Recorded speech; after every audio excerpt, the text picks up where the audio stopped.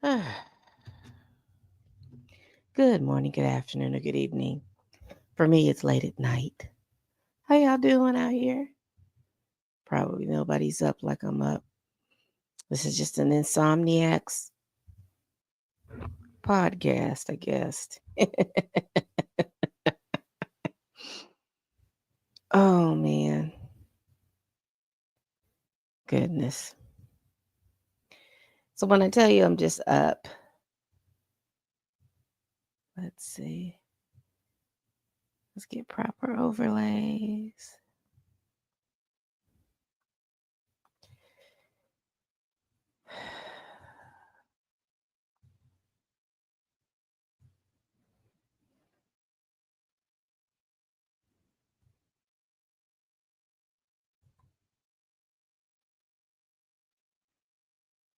Isn't that peaceful? All right. Got my banners up, got my overlays up.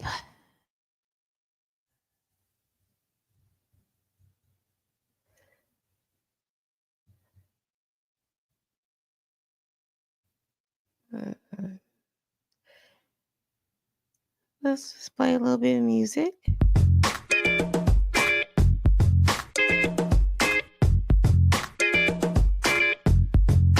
We'll talk about it.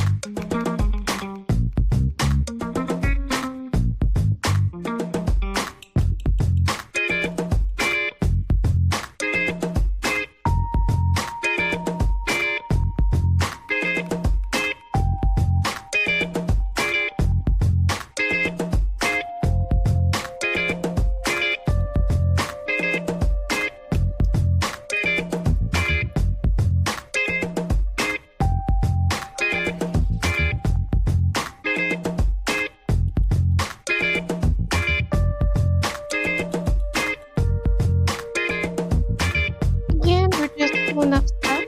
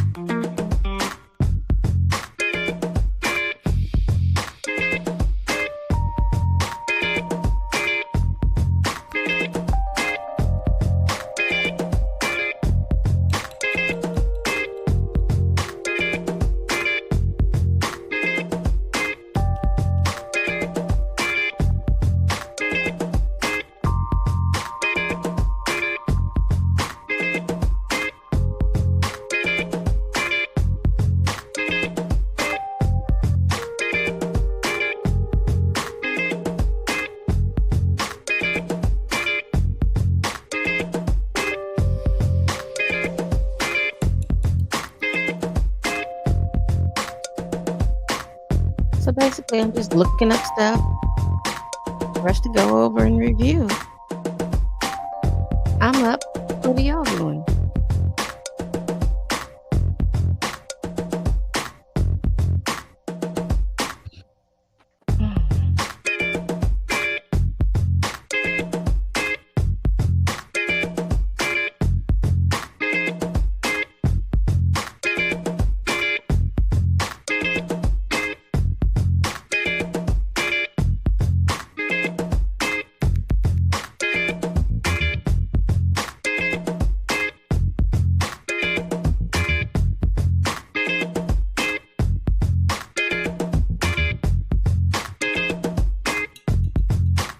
Just random stuff, y'all. Just really random stuff.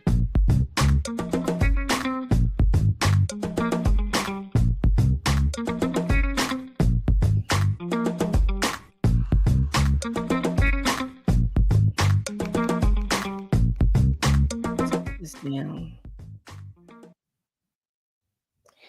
All right. All right. So again, I just came on here because I'm up and I don't have anything to do.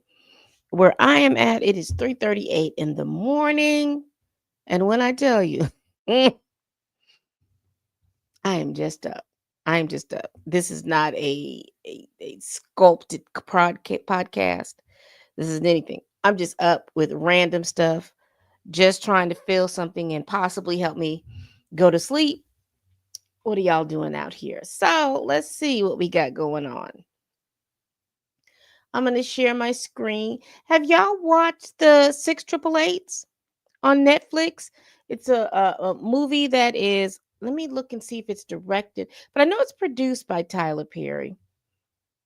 Have y'all watched that? I've watched probably, I tried to watch the first 15 minutes. Hadn't finished it. It looks good so far. So let's look at this article. It's written by Martin Shore for Tom's Guide. It says Netflix just added a new war drama, and you need to ignore the critics. Okay. I don't know why this thing screams Regina King, but it doesn't look like she's in this. We do see Kerry Washington. She's in this. It says after a limited theatrical run earlier this month, the 6888 is now streaming on Netflix. Man, I hate I missed it in the movies, but okay, let's continue. This World War II drama is the latest project from Tyler Perry, and it shines a light on a specific chapter of wartime history that many may not be all that familiar with. The work of the 688 Central Postal Directory Battalion. The streaming service is no stranger to impactful war dramas. Edward Berger's All Quiet on the Western Front is the obvious example, and even if the 6888 doesn't reach the same heights, I think it's still worth giving a chance, and here's why. So, despite facing the racism and sexism of the era, along with poorly maintained facilities and grueling working conditions, this group of 855 women was handed a backlog of 17 million pieces of mail and tasked with clearing it and shipping it out in 6 months. Despite everything they faced,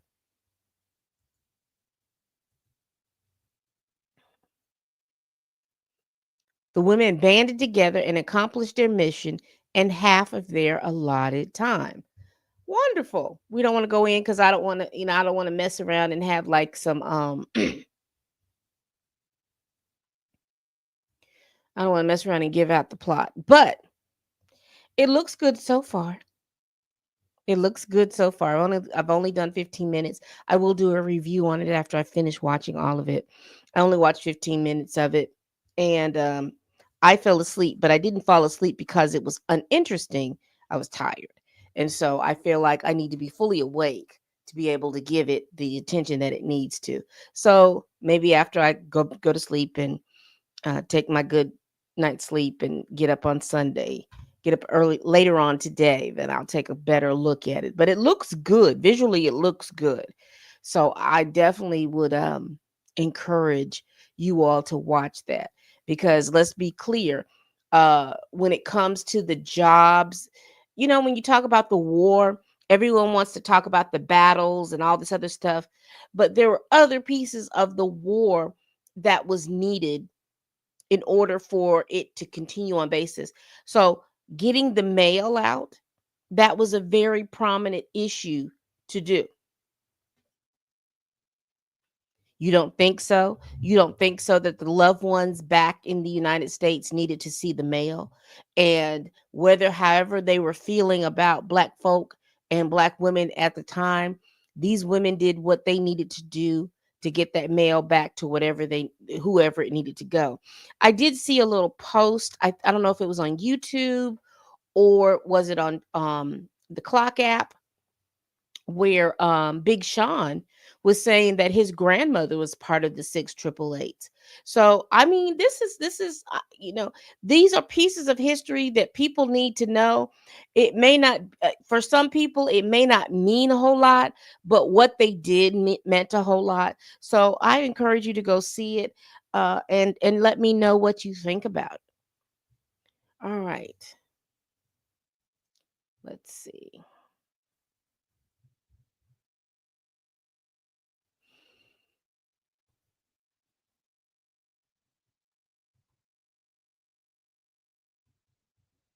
We're going because, like I said, y'all, this is so uncoordinated. It's just I'm up, y'all. I am just up, and I don't know what to do with myself. Let's see, y'all. I'm gonna say this, and here's what I'm gonna say. And people may agree or may not agree with me, and it doesn't matter. It's not about things. It's just what I'm thinking about. Since that Cassie case, those first 3 to 4 cases that have come out in regards to Diddy, and these are the 3 or 4 cases that I believe that the feds are basing their prosecution on. I believe those cases have a lot of meat and potatoes to it. Okay, you're gonna get a big meal on that, and with that Cassie case, he can't come out and say if y'all can't believe what she's saying or anything like that, because if you've got 1 or 2 parts of what she put in that lawsuit that's truthful, pretty much you can believe that most of the other parts of it is truthful. And particularly when that video came out, now people can figure out whether or not who they believe is the person or entity that put that video out in the media. You can believe who it is you want to believe, that to be able to put that video out in the media. But that video with him uh, uh assaulting her at the elevator, and then throwing things at her, that's live, and it's live, not Memorex. That's live. You see you see that information, and you see that come out. So this then put the storm of other people. Now, again, some stuff may be true, some stuff may be false. Again, you always are going to get that type of things with people, with Diddy having so much money, and then people seeing an opportunity to get that money. Again, I'm not saying that the information that has been provided by the people is untrue. I am just saying this is just the way um we will operate here in the United States of America. When one person is able to put themselves out there, and then they get financially compensated for the abuse that they have been saddled with, other people start coming out with their information. And so all of that to say is we got a new one. So let's add this to like this. So it says here that Sean Combs accused of SA minutes before fatal 1991 CCNY stampede. Okay.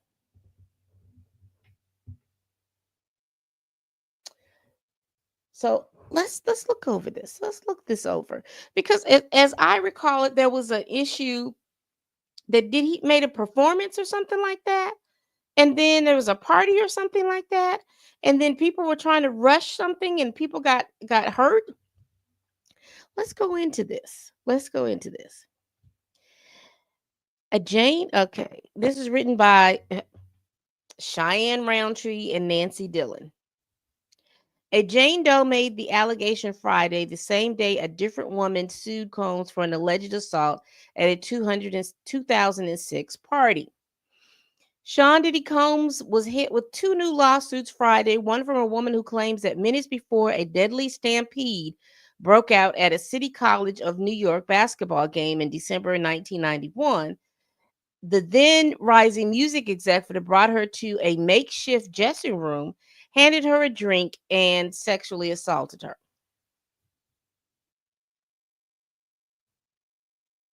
The second lawsuit was from an Oklahoma woman who alleges she was drugged and essayed at a 2000, why am I saying 200? A 2006 black party hosted by Combs in New York. In a statement sent to Rolling Stone Friday, Combs' lawyer stated that Mr. Combs has never sexually assaulted anyone or engaged in any sex trafficking. The woman who claims she was assaulted at the ill-fated charity basketball game, where 9 people were crushed to death, sued under a Jane Doe pseudonym. She alleges she was visiting New York City when a friend was invited to the event by a male acquaintance described as a prominent rapper at the time. Although the lawsuit doesn't directly name the male acquaintance, there are errant mentions of someone named Myers, seeming references to Dwight Arrington Myers, aka Heavy D, an uptown record artist that was promoting the event with Combe. Myers died in 2011. Ugh. Doe claims that when she was unable to find the rapper, she was directed to Combs, the event's co sponsor and promoter. Minutes later, she and a female friend were led to a makeshift dressing room space in a locker room's office, the lawsuit states. There, the woman claims she met Combs for the first time. According to the lawsuit, Combs briefly escorted the woman's excited friend to meet some celebrity guests while Doe waited to meet her rapper friend.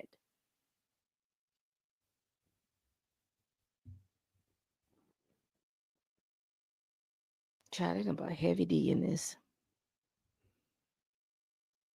Combs later returned to the room with a plastic cup full of what he purported to be Coca Cola, the lawsuit claims. After taking a sip, the woman began to feel woozy and attempted to leave to find her rapper friend on her own, but Combs blocked her exit, the complaint says. Combs allegedly began touching himself in a sexual sexually seductive manner before reaching for Doe and groping her, the filing states. Although the woman claims she tried to resist, Combs allegedly overpowered her, removed her underwear, and began molesting her before climbing on top of her and SAing her, the lawsuit says. At some point, Combs was interrupted by a bodyguard at the door who indicated Combs was needed, the woman claims. Doe claims she told Combs what he did was not right and that she intended to tell her rapper friend what happened. Combs allegedly threatened her, saying that she shouldn't say anything to her friend because people can come up missing. The woman says she hung back for a few minutes after Combe left to make sure he wasn't returning. Upon leaving, she discovered a chaotic scene where people were running in every direction, she claims. She searched for her friend for 30 minutes before finding an exit and reuniting with her friend outside, the lawsuit says. The woman, who is being represented by attorney Tony Busby, is seeking compensatory and punitive damage determined at trial. Okay.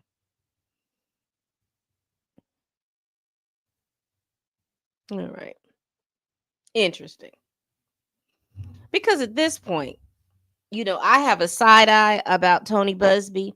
And again, I am not extorting or saying that these women and their tales are untrue or anything like that. But from what we've seen with Tony Busby and his propensity not to vet all of this stuff, I clearly have a side eye, and I'm not going to tell you any different. I have to question everything that's happened. Now we have to go back and look up this 1991 stampede at this basketball game. What was going on and all this other stuff, how the timelines meter out. And again, this is something and information that should be vetted and everything should be talked about. Uh, Again, I don't begrudge anybody from coming forth and saying what they need to say. I'm not the person that can sit here and dictate, you know, if this happened to you, you're supposed to report it in this particular part of time in order for me to believe you. Absolutely not. But again, anything that Tony Busby is bringing up, you're going to have to question, because again, we're talking about the VMA um, accuser, and we're also talking about the Hamptons in the car accuser. We see that those two particular lawsuits have some chinks in it, and there are some things that have come out that shows that a timeline, whatever was said, didn't make any sense, particularly about you be taken to a White House, that no one can seem to find this particular house in the city of New York that is anywhere from 20, and I'd give it, in the lawsuit it said 20 minutes from you drove 20 minutes from the Radio City Music Hall. So I'm going to say 20 to 40 minutes from there. There is no particular house that sounds or looks like that. And I believe they use Google Maps. Hell, they may have used Zillow. We don't ever know. But you have to question these things. Again, I talked about Cassie earlier. You know, she pulled her lawsuit, showed receipts. And I, like I said, I believe that Cassie had that video. She got it from somebody. And those are the receipts that she had. Things are matching up and have been vetted. So the feds are doing that. Now, all of these other lawsuits, like I said, I know Tony's Busby's um law firm has like 100 and some odd uh different lawsuits from different people. Fine, but we just need to, he is one of those people now that we need to vet because he's not vetting. So let's continue with this article and see what else is going on.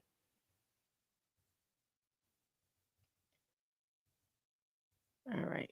The other woman who sued Combs Friday notably used her name, that's her name, and it's not a pseudonym. She says she was 23 years old, living in Oklahoma in 2006, when her sibling won a radio contest offering a free trip to New York to attend one of Combs' infamous white parties. She said she was accompanied by her sibling and on the all expense paid trip, but that the October 2006 gathering was switched to a black party at the last minute, requiring her to purchase a new outfit. The lawsuit filed in Manhattan federal court includes images of Delta airline tickets, a receipt from the Roger Smith Hotel, and photos of Grayson mingling with famous guests inside. Grayson claims that after consuming less than two pre-made drinks served by roving waitresses, she began to feel sick and apparently passed out. She alleges that she woke up at St. Vincent's Medical Center with no recollection of how she got there. She claims that that a day after she returned to Oklahoma, an anonymous woman called her from a New York number and cautioned her against reporting the assault because Combs was a celebrity and she would just be wasting her time. Grayson claimed that for a week after she returned home, she felt constant pain that she believed was from rough intercourse that she could not remember. The quote, the assault and fear after the assault led plaintiff into a tailspin of anxiety and depression, the lawsuit alleges. The complaint alleges Combe engaged in racketeering conspiracy with multiple co-defendants, including the Oklahoma-based radio station KJAM's, Atlantic Records, which Grayson said facilitated the party, and Delta Airlines. Oh, she's pulling out the big dog. It also accuses Combs of assault and claims that all the co-defendants acted negligently. Defendants knew or should have known that the defendant Combs was not fit to be in a position of authority, it reads. Now this is an interesting angle. Ms. Grayson admits that she has no memory of the events alleged in her complaint, does not know who was supposedly involved. Excuse me, y'all. Doesn't know who was involved and never spoken to Mr. Combs. Her allegations against him are pure fiction, the lawyers say Friday. But this is interesting. This is an interesting spin on the rest of them. I'm going to try to find that particular lawsuit and kind of then come back and report on it because that's an interesting spin. She's saying that she was invited to this party by all of these different entities. And she woke up not knowing what's going on. She took some drinks. She says she took about two, and she doesn't know, or she can't remember what in the world happened during this time. So that's an interesting spin on that. Interesting spin on that. So we'll see what happens with that. These are two new things, and this is Rolling Stones. So again, with the Rolling Stones, you just gotta just do what you gotta do with that. Rolling Stones. Anyway, I'm letting my biases pull out, but I also understand that. Hold on, y'all. All right. So I wanted to talk about this really quick. I took my nephew to go see Sonic the Hedgehog 3. And I'll do a separate review on it. Because I base these types of movies, because I take my nephew. I want to go see them, but I like to take my nephew with me, just so that I don't look like the odd person going to see the so I don't look like the odd person going to see these little movies and stuff like that. I do enjoy some of these movies and stuff like that. But for Sonic with us, I've taken him to see the first one, I've taken him to see the second one, and I've taken him to see the third one, because I gave him a choice between the MUFASA movie and the Sonic the Hedgehog movie. And overwhelmingly, in the text that he sent me back, was like, I want to go see Sonic. So we went to go see Sonic. Now, just very clearly, I just wanted to go over this Variety article. Let me get it so that you all can see the Variety article. And as you see here, it says box office Sonic the Hedgehog 3 dashes to 25.7 million on its opening day. And Mufasa, the Lion King, trails with 13.3 million. Now, I have not seen Mufasa, but what I have understood is, even though this was a movie that no one asked for, it seems to be, people seem to believe that this movie is okay, and it is something that you can go see. Like I said, no one asked for it, but it is still doing what it needs to do. I don't know if it's going to make the money that it took, the budget that it took for it to make it. I don't know. I don't know any of those stats. I do know that Sonic the Hedgehog cost a little, almost $125 million to make. And so on its opening day, it made 25.7 million. I'm looking to see if it has the power to continue into the next week, because like I said, for a movie to be successful, it has to make at least 2 to 3 times what it costs to make it.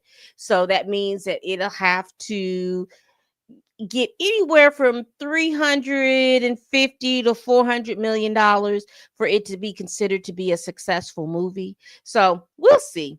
We'll see. I will tell you, overall, I enjoyed the Sonic movie, the Sonic 3 the Hedgehog. I have enjoyed pretty much all the Sonic movies.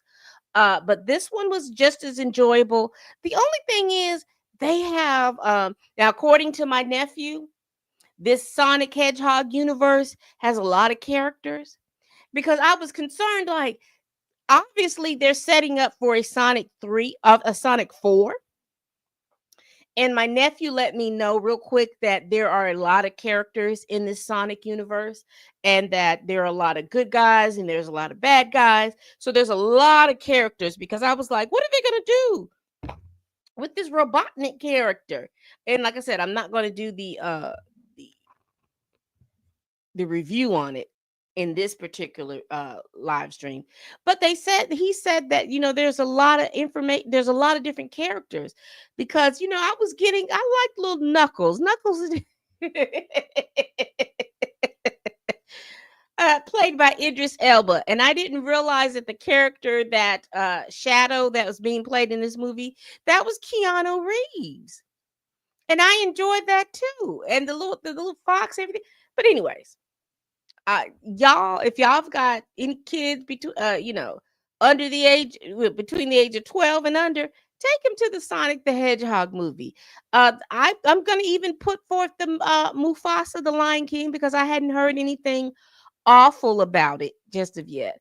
So I hadn't seen it. I don't know if I'm going to see it or not. It may be one of those movies that I'll have to wait till it gets to a streaming service before I watch it. So, because again, if my nephew doesn't want to go see it, I'm not going to see the doggone movie. So, but I did go see Sonic the Hedgehog. That is more of his thing. He's a more Sonic the Hedgehog, Pokemon. What is the name of that thing that he plays on? Spider-Man. Uh, I can't think of what's the name. Roblox. He's that type of kid that plays those types of things. So we'll see. We will definitely see. Let me see. Let me stop sharing my screen. Yeah, let's get in here.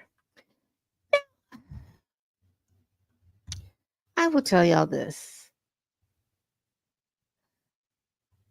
In my little moving through my TikTok page, and again, they're going to ban TikTok in January. They do what they're going to do what they're wanting to do. You have to figure that out. From what I understand, there are ways, if you want to keep your TikTok, there are ways that you can keep your TikTok. That's just a matter of you wanting to do all those things. It doesn't make nor break me about these different it doesn't make nor break me about these different social media apps, just simply because I think I'm represented pretty much fairly on all of these different ones. But I do want to talk about uh, Mr. Luigi Mangione. Now, I talked about him on my TikTok platform earlier today, but I hadn't talked about him on anything because, like I said, I was just waiting for certain things to play out. And one of the things that have played out, let me see who's here. Hey, Melly, you up. You sound like the insomniac that I am. You are up, but glad that you're here. But I just, just got some thoughts. I don't have any basis to anything. I'm not saying anything. That these are just my opinions. I don't have any basis of anything, but anything basis in truth. So you can't take and try to find the stuff that I'm saying right now as anything based in fact. These are just my opinion. But is it just me? Because when the photos of this person came out, and because one thing I will tell you about Black folk, because we come in a variety of shades, we have an ability to be able to look at somebody and kind of tell who they are or who they are not. And looking in this Luigi Mangione and him being the suspected uh, pewer of the United Healthcare CEO, there's a couple of things that need to be reconciled, I guess, because there's certain things that can't be changed that quickly. Because when we saw the initial photos and when we looked in this particular area, one of the things that we looked at and we saw was the fact that when we were then shown Mr. Mangione, certain things didn't match up. And one of the things that didn't match up, that Mr. Mangione appears to be a very hairy, heavy Italian man. And so when you look in right here, when we were shown the initial photos show somebody whose hair right up in the middle didn't exist. And then when we were shown Mr. Mangione, we noticed that he had a little hair and his eyebrows connected closer than what we were initially showing. And then again, with Black folks, we were very concerned because all of a sudden, what we saw and then what they were saying were different. Because the police officer said a light-skinned man. Now, the reason why black folks was a little doing a little side eye is because those that terminology has always been within our culture. You are a darker skinned black person, you are a lighter skinned black person. And I know I did a little TikTok about passing presenting, white presenting and white passing, and the masses lost their damn minds. But that's a whole nother story for a whole nother topic. And I may get into it when I'm talking about this. But they kept talking about a lighter skinned, trying to make you understand and believe that because if you're looking in that particular terminology, that would make you believe that they were looking for a lighter skinned black person. And then it comes up that we have Luigi, who is Italian. So here's my question to you. And usually with the Italians, they usually have names that begin with that end with a vowel or have an A signed, whatever. A very, I always say floral. I don't know why. Mangione, uh, uh, Bugiati. It always sounds floral to me. I don't know why. But anyway, and with folks that are Italian that have decided that they have been allowed to be in the masses to be claiming that they're white, do you think black people, and I'm speaking to my black folks, there's going to be issues and problems and issues with the Italian folks? Because there's a couple of things that I wanted to talk about. Do I have this? Let me see. Hold on, y'all.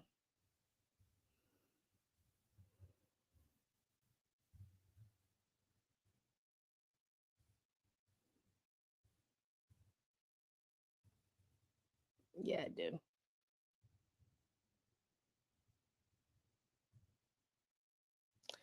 Give me 1 minute. Let me share my screen.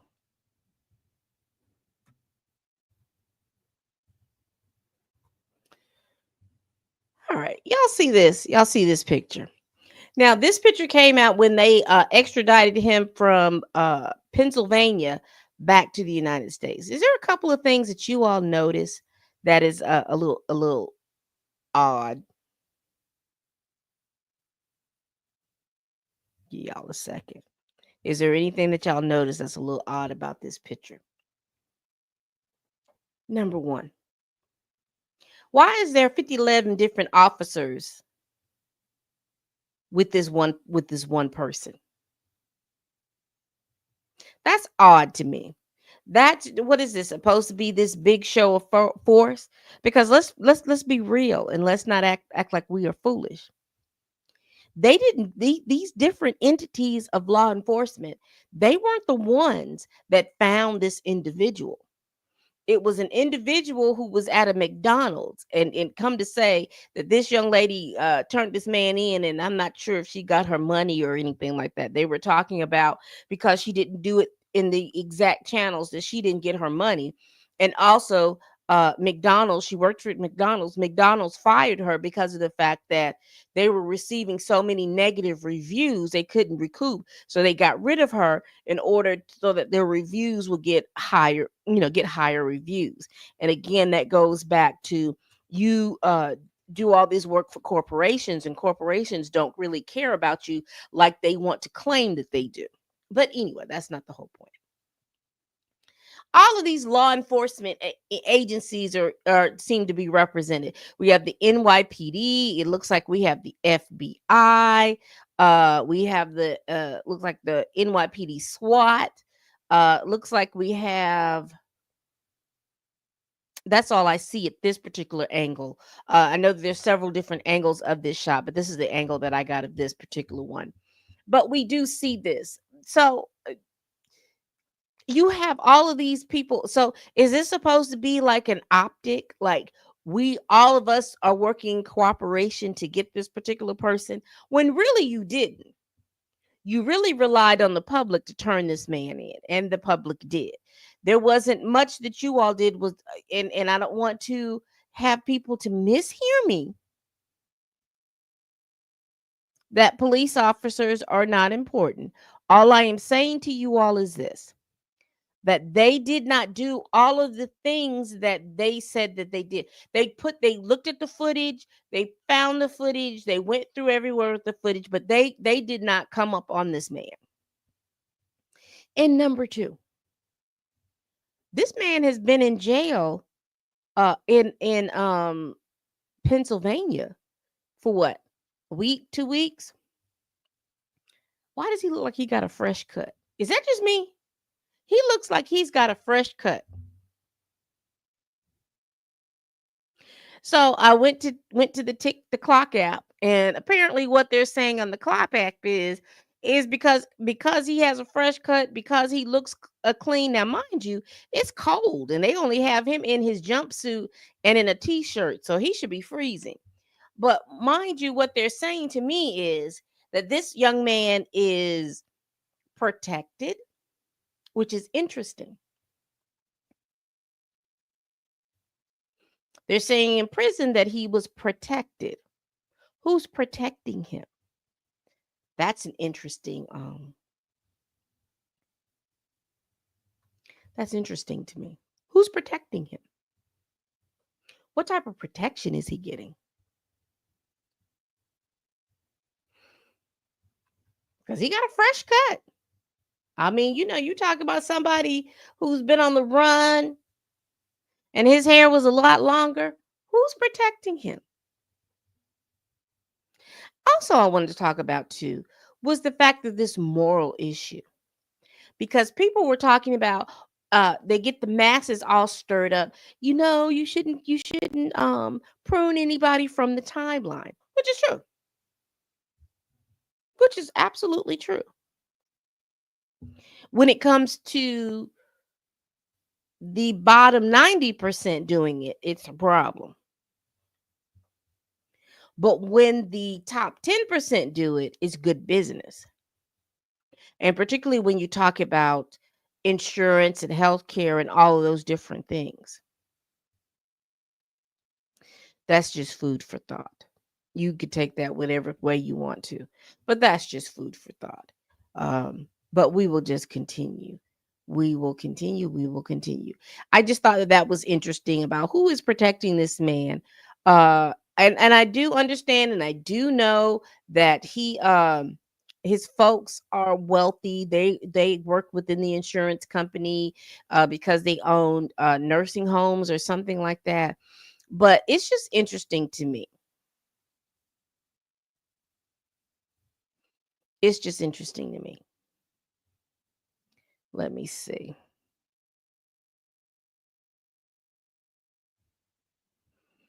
Looks like the CBS daytime talk show is over. It signs off after 15 years. Let's see what else is going on. So I'm just going through what am I going through? I'm going through Instagram. Oh, what's interesting? What is this young man? I don't know if I see him. They have been talking about him. Let me find him real quick. So he's a football player. He just won the Heisman Trophy. Let me see if I can find him.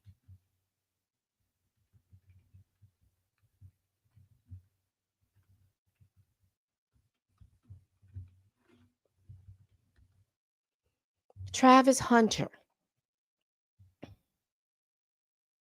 Bless his heart. That baby was born in 2003. 21 years old. They were talking about this young man. Let's see. And the news about him has come aflame now. I've seen it on Instagram and I've seen it on the Clock app. And that he won the Heisman Trophy. Congratulations to him. But apparently his girlfriend is taking center stage with all of this information. And apparently she's talking. He's supporting her. Now, I'm just going to go over what I understand that's going on, and y'all can fill in the blanks as you need to.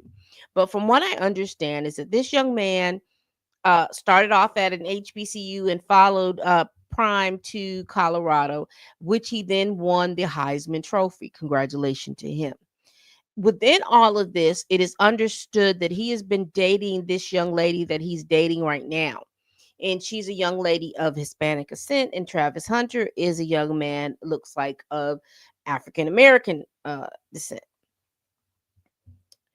And apparently, she has made some statements, or she has shown that she is not, as the masses want her to be, as supportive of him as they believe that she should be. And she has shown that she wants to make his whole situation about her, and that she's made some statements like he wasn't her type, all of these little different things. And so we've got all these little different think pieces going on. You have a lot of men saying he needs to wake up, this woman is not there for him, all of this other stuff. She's being very conniving. They want to, it was even little things like this, which was interesting to me. They were talking about that she wants to get married in Tennessee because Tennessee doesn't recognize a time frame for alimony. You know, you have to be certain, so in certain states you got to be married for a certain period of time before you can claim alimony. In Tennessee, it's not like that. Once you get married, if you decide to get divorced in 6 months, alimony is on the table. Men are talking about that. Men are talking about the fact that if she tells you that you were not her type, she's really not that into you. All of these different things. And Travis has come out and said that he's in support of his girlfriend. He loves his girlfriend, excuse me, his fiance, and he don't care what you say. Now, why am I talking about this? Because I find this to be interesting, really interesting, about making choices. Because a lot of times, now again, this happens to be if you're on this clock app. Because again, on the clock app, they've got all these gender wars going on, this red pill content, this pink pill content, all of this stuff going on. And you find it to be quite interesting that because I've heard a lot of young people tell us, older people, y'all don't tell us anything. And we try to explain to you, when you're told this information, you don't listen to us. Everyone has that opportunity. When I was younger, I didn't listen to a lot of what a lot of older people said because I thought I knew better. I listened to what I wanted to listen to, and everything else I took with a grain of salt. And so that has happened in every generation that's ever been around. So I find it interesting that when people are out here talking about this young man, and people are talking about trying to explain to him all of the things that are going on, he's not particularly listening to it. And what can you say? What can you say? The terminologies that I say, some people have to find out that fat meat is greasy. Sometimes people have to find out. Sometimes love overshadows, people overlook people's flaws because they are in love with him, and he seems to be very in love with her. He's saying that they've been together for 5 years. I have to, I'm the older person. Sometimes that does not matter. You have to always look at their behaviors. It doesn't matter how long you've been with them. Look at their behaviors. If their behaviors is not aligning with the goals that you've set for yourself. And I understand a lot of times people do things because they don't want to be alone. But you can be with somebody and still be lonely. And people want to be able to have somebody there with them. But sometimes, again, sometimes people, they love you, but they still don't align with the goals that you have set for yourself. And so all I can say this is this. You can explain to this young man all of this information. It's up to him to be able to receive it. If he chooses to receive it, then fine. If he chooses not to receive it, then fine. Again, people have to find out on their own that fat meat is greasy. So all I would say is, and as women, you can only tell them so much. If you choose to be able to tell this young man something like that, make sure you're not doing it in a what is the word? Just revengeful. Just make sure you telling him in love. If he chooses to receive it, he will receive it. If he doesn't, he doesn't. But it's documented that this information, and again, sometimes people change and we can be wrong. I don't know.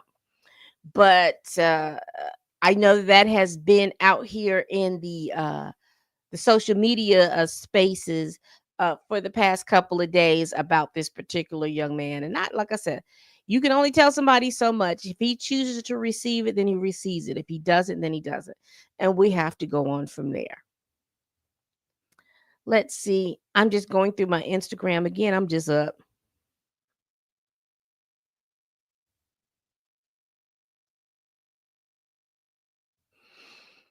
You know what's interesting to me?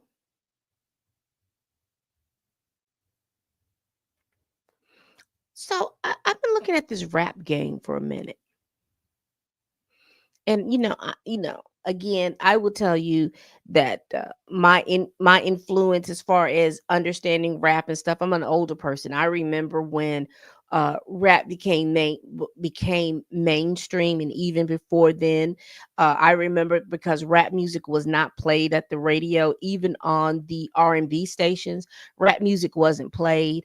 My fearway was the fact that I had cousins that lived up north, and they would send me tapes of the new rappers that were out, and I was able to listen to different ones. And that was during the time when rap music was based in New York City. And then you started seeing the 90s come around. Rap music went out to the west. Rap music start The influences were out from the west, and with the gangster rap, you started the rapping with the south, uh coming out from the south and the midwest. And so, all of that to say, what's interesting now, y'all, is it just me? You know, the rappers that have come out between, let's say, 2010 and to now, and male rappers, haven't you noticed that if they are no longer here on the timeline with us, they are in the middle of court cases? These rappers from the 2010s are either no longer with us or they're in the middle of court cases, the male rappers. And now you start seeing that and I'm using male and I'm using female, and I'm purposely using that. The black male rappers from 2010 to now, they were either in jail or they were pruned from the timeline. And then you see the black female rappers are thriving. You see the Nicki Minaj's, you see the Cardi B's, they had some issues going on, but you see the Meg the Stallions, you see the Lottos, you see the Ice Spice, you see the Rhapsodies, you see the Doechis, you see the Glorillaz, you see that the female rappers seem to be faring much better than the male rappers, their peers. Why is that?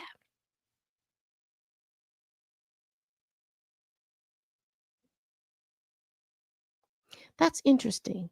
Now, I know we have been caught up with the Kendrick Lamar and Drake, and that's a whole nother situation.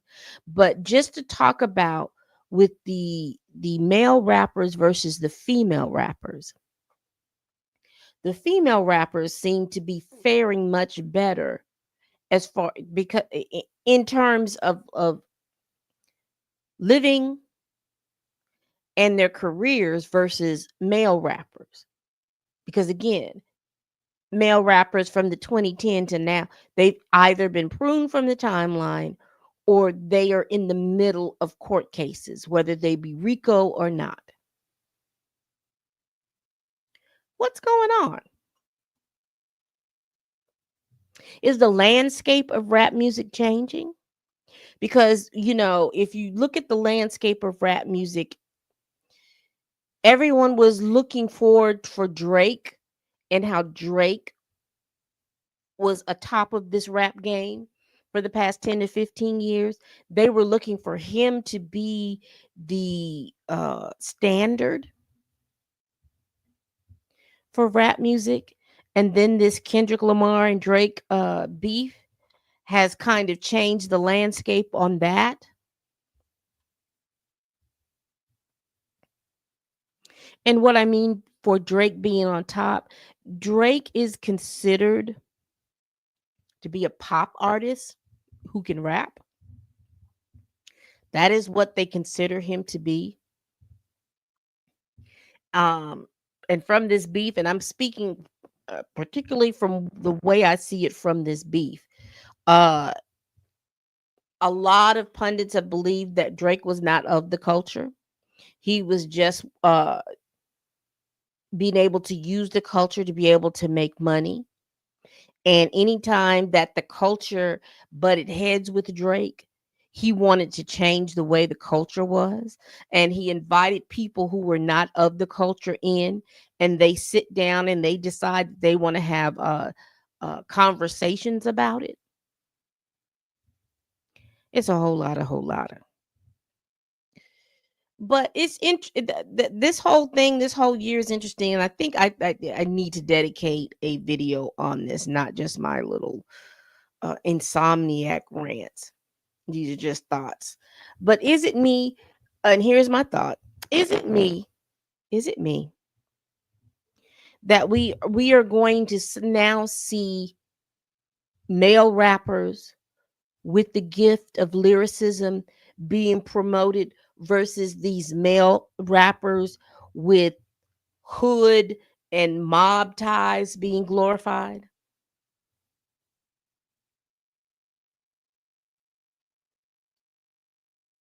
Because those rappers did not fare well 2010 to the 2020s. Like I said, they either have been pruned from the timeline, and let me tell it that the pruning from the timeline has made the record companies more money than for that particular a rapper to be here doing the rap. Because if you don't know, then I'm going to tell you that a lot of these record companies have huge insurance policies on the lives of their artists. So even if the artists die, they own their catalog, but also they rack up money from the insurance policies that they hold on these young men, these male rappers. Because I don't know if you all remember, probably I remember during the pandemic, uh, there were several rappers that lost their lives, and then we started to see that they belong to one record company, and this particular record company was making more money from the death of these rappers than they were actually from the rappers getting out here rapping. So they were able to recoup the money that they were getting from the death of these male rappers. I mean, these young men at one point, they were being pruned from the timeline in crazy circumstances, all of them having to do with beef.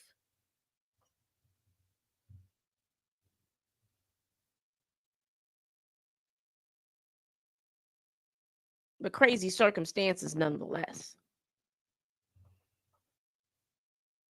But now we get to, I just wanted to talk about that again. Like I said, I'm up, and these are just thoughts that come across my head.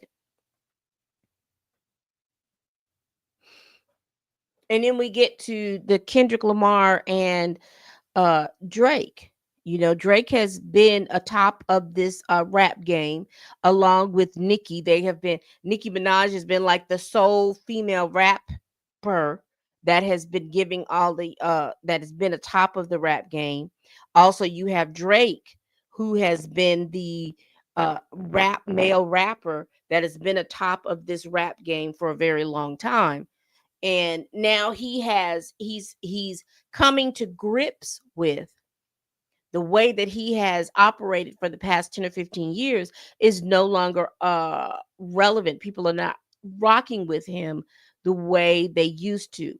Does Drake have fans? Absolutely. Can Drake rap? Absolutely. Does Drake have a catalog and some classics? Absolutely.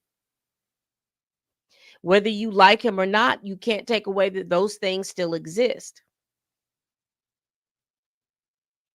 Now, do rap purists believe that he is not of the culture and all that? Absolutely. All these things can be true at the same time. Do you believe that he is filing these lawsuits against UMG, Spotify, and iHeart because he lost the rap or not? Do you believe that he wants to be the champion for the apps, the champion against payola and the uh, record labels and distribution companies uh causing with the streaming numbers and manipulating all those things? If do you want to believe that, that's fine.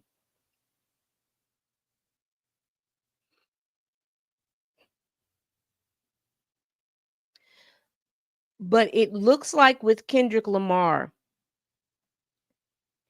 that the direct links for a lot of these male rappers with illegal activities, criminality, and making that part of their whole personality in rap, it looks like that is making a turn.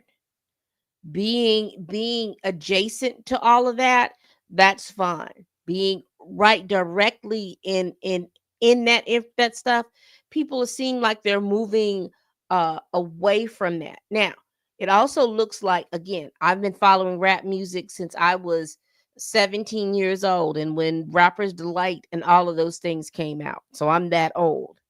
It's looking like rap music is getting back to its foundations with this Kendrick Lamar and Drake beef.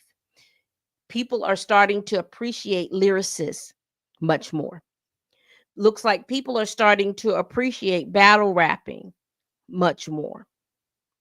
It looks like people are starting to appreciate the fact that rap music and an MC and telling people that they're the best MC, blase, blazo, blase, blah. It looks like it's getting back to, hey, I'm the best rapper. Oh, you think you're the best rapper? Then get on wax and do your stuff and have your style of how you're doing it, not this cookie cutter, how we're going to sell it to the masses type stuff. I probably you will probably start to see new big heads in rap, and not just necessarily Kendrick Lamar and Drake, but you're gonna start seeing people like what's his name?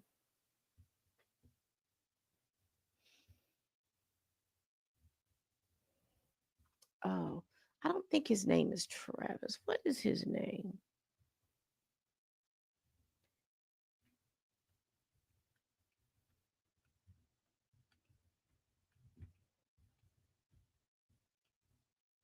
He used to hang around Will Smith's son.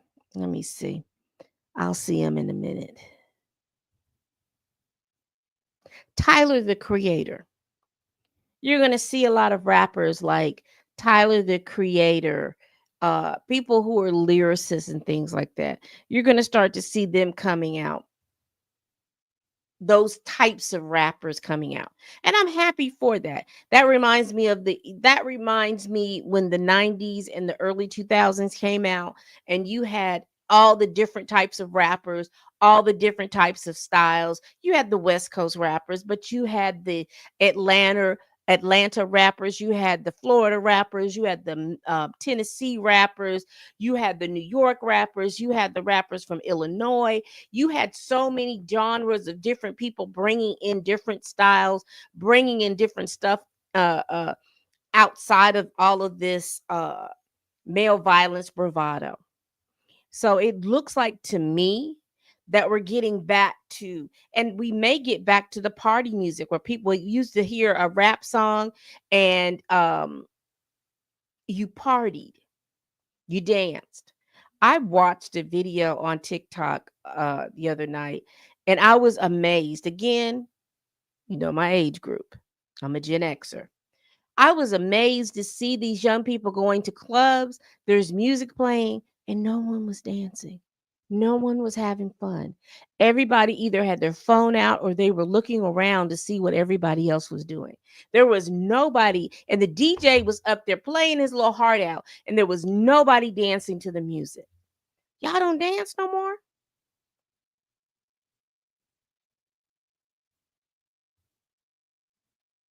When we went to the club,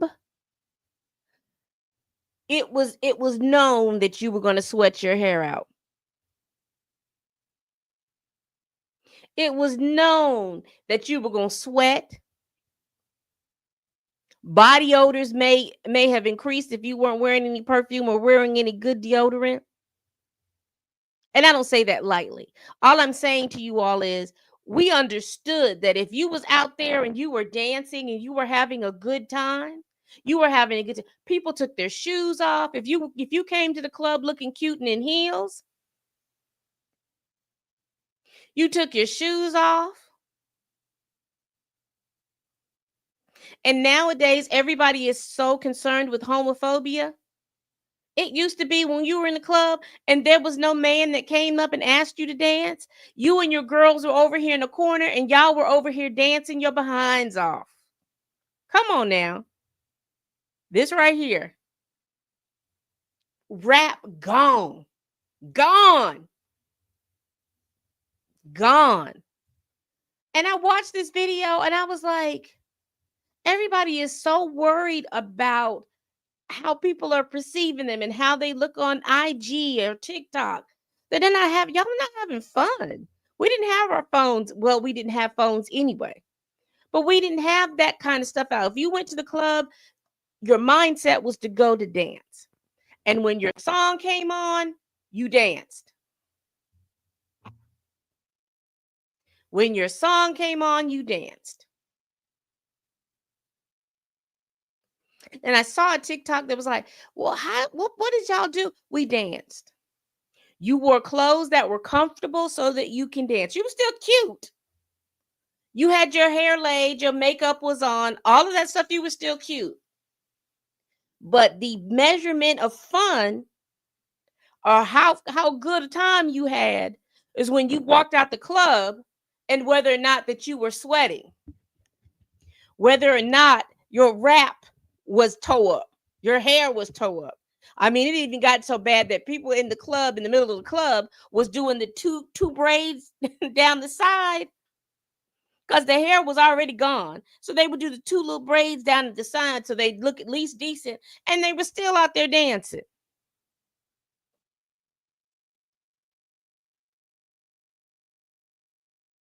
Now, in the late 90s, 2000, we started getting the influx of people who didn't have emotional intelligence. And when they were denied a dance, or when they felt like they didn't like somebody in the club, they were trying to get in there and pew and pume people off the timeline. So I understand that probably at that particular time, people were more so not wanting to go to clubs, but were more so at house parties and stuff like that. But still, at the house parties, when you danced or did whatever. And the wonderful thing about house parties that I used to enjoy, if you partook in all of this, if you were somebody that partook partook in drinking alcohol or whatever pharmaceutical you were in, the one thing that I enjoyed about house parties, you could fall asleep at that party. It wasn't like at the club that you possibly would be driving home inebriated and have to go through all that. If you got too inebriated, you could be at, because again, those house parties were reserved for a significant few, the type people, that you could be able to fall asleep and being inebriated and wake up the next morning and there was nothing in your drink, no one diddled with you or anything like that, because again, the people that you invited that were invited to someone's home. They were, like I said, you can't say that they were fully vetted, but these were the people that understood that if me, Martha, and Mary were at this party, and Joe, Mark, and Marcus was at this party. If anything happened, then you could figure out who was the person that did whatever happened. And so 9 times out of 10, those types of things didn't happen because it was easier to be able to control who was in your who you were around versus you being at some kind of club or rave or anything like that where anybody and everybody was there and anybody and everybody can put things within your drink. And one of the things about the house party was you could bring your own alcohol and drink what you brought.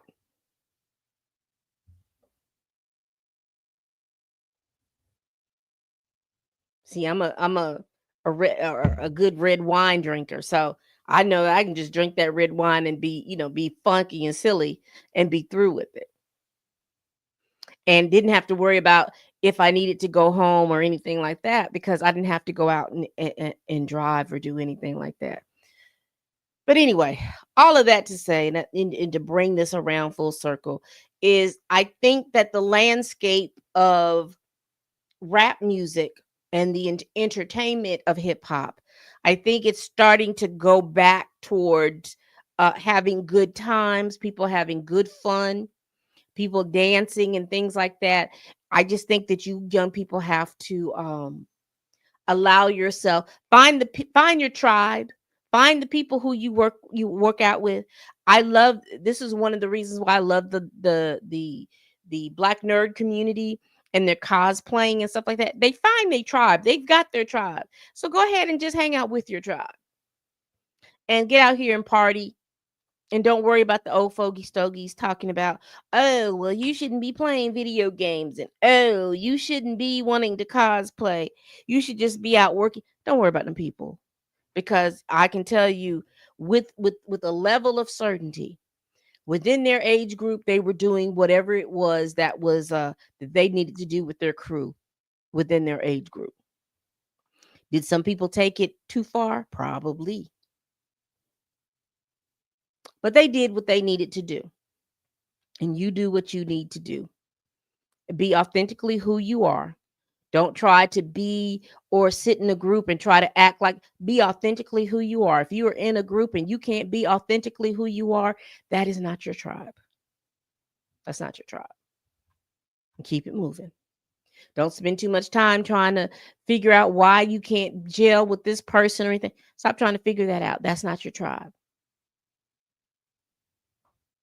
That's not who it is. And go find your tribe. All right. How long have I been on here? Oh my goodness. I have ranted and raved for a whole hour.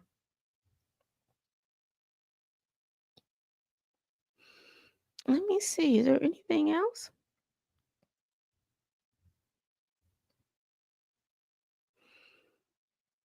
Hmm. Nothing else.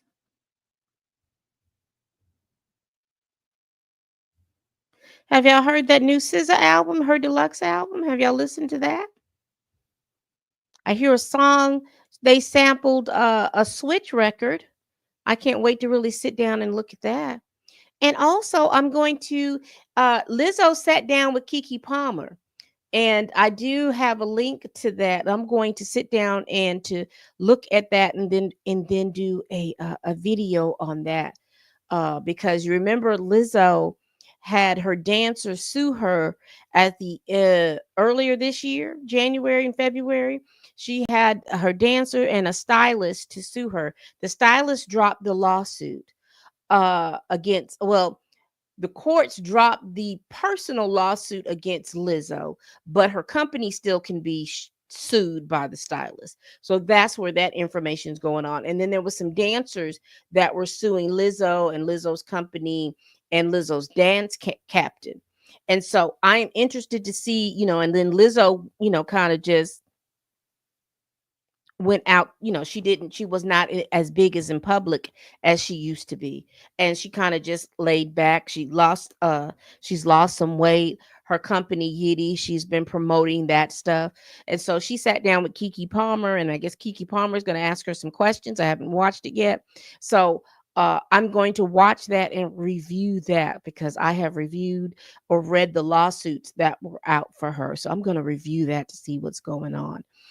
It's going to be interesting, because she said this was going to be the first and the last time that she was going to address it.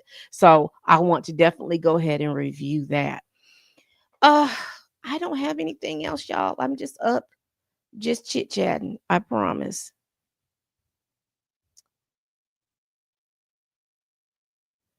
Oh, looks like Michael B. Jordan, according to TMZ, is the latest celebrity to have an unwanted guest show up at his Los Angeles home. Let's see what's going on with this. This was 19 hours ago.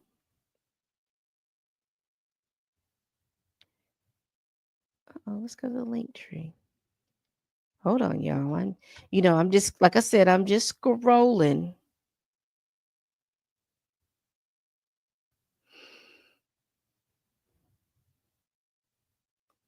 All right. Let me do this. Let me share my screen. Sure. So much going on. And I've noticed too that there are a lot of celebrities that are leaving California because of this particular issue. A lot of celebrities are either moving to Texas, they're moving to Nevada, or they're moving to Texas, Nevada. Is it New Mexico? Arizona. It's Arizona. Because simply what it is that the flights going back to there are cheaper than are cheap. And if they're celebrities, they can take that out on their taxes. But a lot of celebrities are leaving Los Angeles because I can't tell you, and I have skipped these stories, but I can't tell you the amount of celebrities that have had their homes uh raided.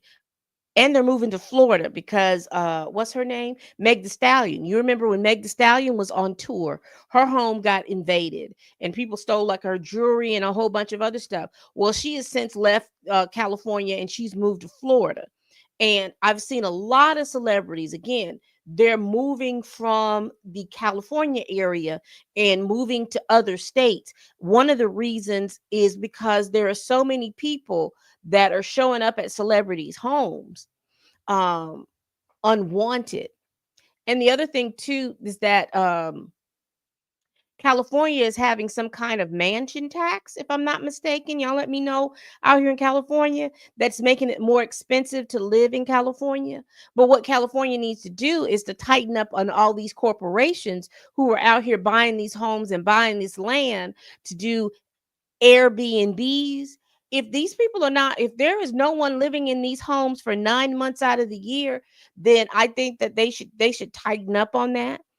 Because California has a huge issue with homelessness, and a lot of that has to do. There are people who have bought homes, but there are a lot of corporations who have bought homes to be able to make money off of this Airbnb situation. But that's just me rambling. Let's read what's going on with Michael B. Jordan. This is out of TMZ, and they wrote this story on 12/21/2024 at 7 a.m. Michael B. Jordan, unwanted guest shows up on front lawn. Police respond. Michael B. Jordan is the latest celebrity to have an unwanted guest show up at his Los Angeles area home. Law enforcement sources tell TMZ Wednesday afternoon, while Jordan was at home, a suspect was seen in his front yard. Jordan's security called the LAPD and then escorted the suspect off the property and waited for the cops. When the police arrived, they talked to the suspect, who tried to tell them that he was security for Jordan. That, of course, was not true. Jordan security told cops at first that they just wanted to get him out of there. Cops took all the suspect's information and he was released. Jordan had left the house while all of this was happening with the cops.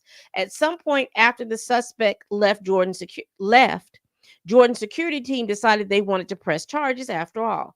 The LAPD took a trespassing report and had all the suspects' information. There's no known history of this man coming by the house before. Detectives will conduct their investigation and then forward the case to prosecutor for possible charges. At no point did the suspect and Jordan come face to face.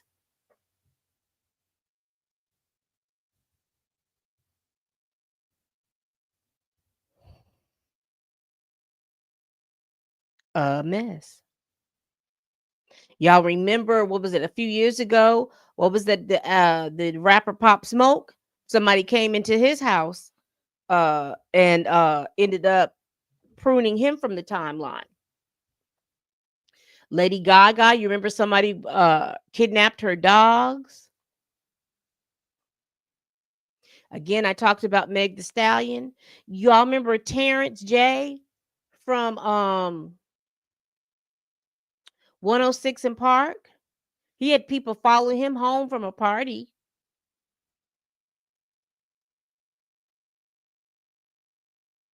There have been several celebrities, and there's too numerous for me to remember. Uh, there have been several celebrities who have had their homes violated by people coming out. There was this couple who was very big in the black entertainment spaces. I remember his first name was Charles. I can't remember what his last name was.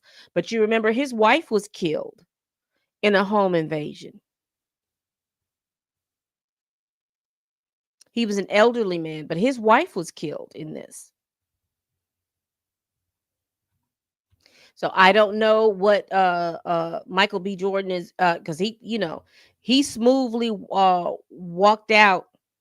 Looks like Travis Scott has had this incident happen as well. I know that those Kardashians have it all the time, and I'd also remember there was something going on with Kanye West. I can't give you anything, so I don't. It's alleged with this Kanye West, but I do remember there was somebody who had trespassed on his property as well.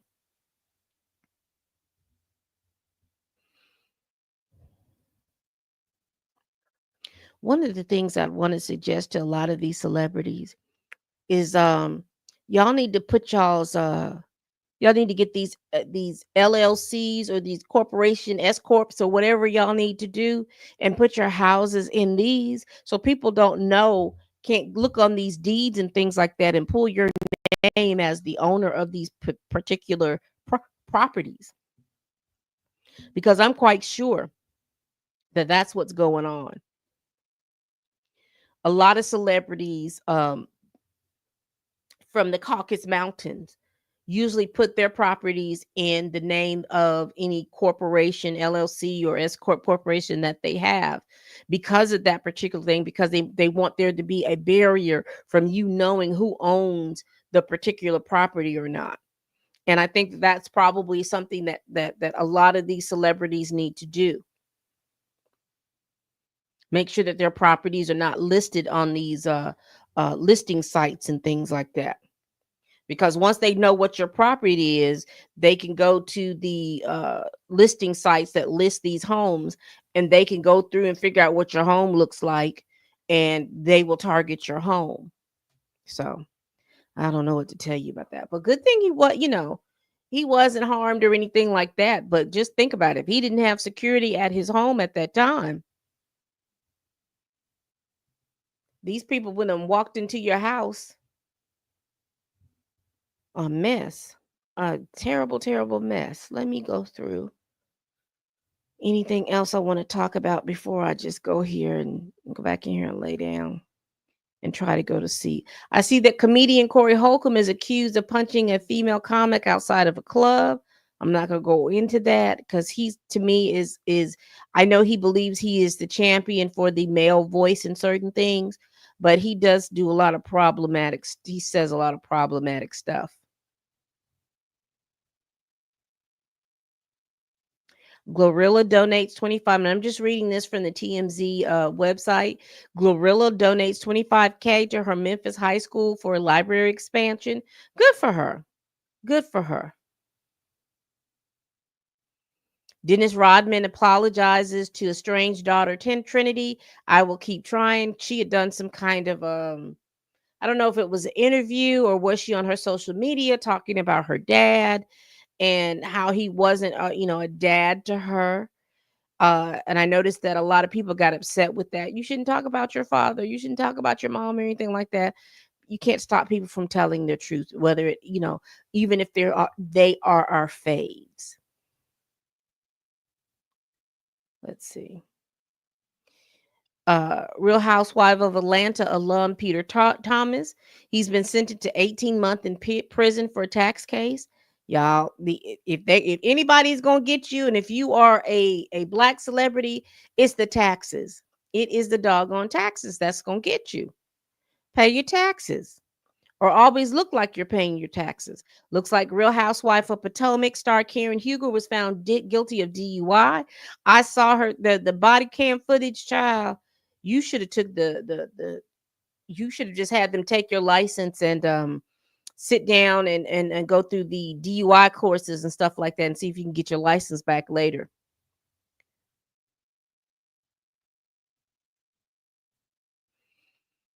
I don't see anything else. Just to mention.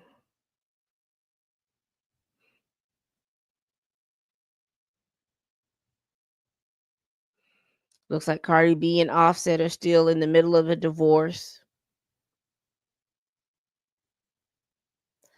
All right. I don't see anything else going out through this TMZ thread that I want to kind of go over or talk about. All right, people. I've been on here probably an hour and a half now. And I do appreciate for those of you all that have rocked with me while I'm going through my little bout of insomnia.